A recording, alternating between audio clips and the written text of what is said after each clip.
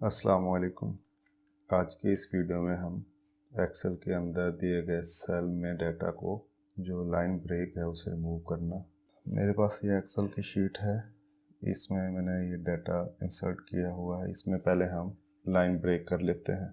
Fox से पहले alt inter, उसके बाद लेज़ी से पहले मैं इंटर करता हूँ। मेरे पास रैप टेक्स्ट हो गया, लाइन ब्रेक हो गई। इसे सेट करते हुए अब इसकी लाइन ब्रेकिंग जो है वो रिमूव करेंगे फार्मूले के तहत। इक्वल का साइन, सब्स्टिट्यूट का फार्मूला लगाऊंगा मैं यहाँ। सेल रेफरेंस देंगे टैक्स के तौर पर, सेल रेफरेंस कॉमा। अब मैं करैक्टर का फार्मूला यूज़ करूँगा। 4 इक्वल 10 नंबर के इक्वल होगी line spacing, comma double commas. अब मैं चाहता हूँ जो लाइन है उसे रिप्लेस किया जाए कॉमास के साथ, स्पेस के साथ। तो अपनी मर्ज़ी के मुताबिक हम यहाँ कुछ भी इंसर्ट कर सकते हैं, कॉमा या स्पेस। मैं स्पेस दूंगा और डबल कॉमास क्लोज, फिर ब्रैकेट क्लोज और इंटर। इंटर करते ही उसने हमारा जो लाइन ब्रेक थी वो रिमूव कर दी।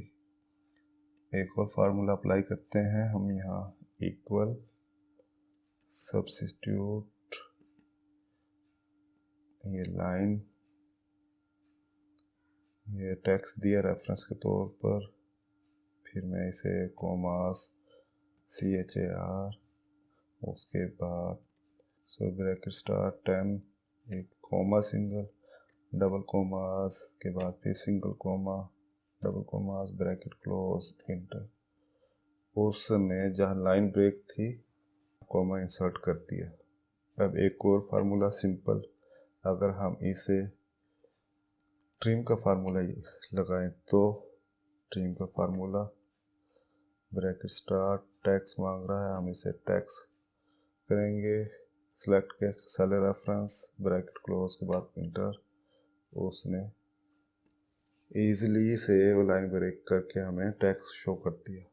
इसके साथ ही अगर हम यूज़ करें क्लीन का फार्मूला,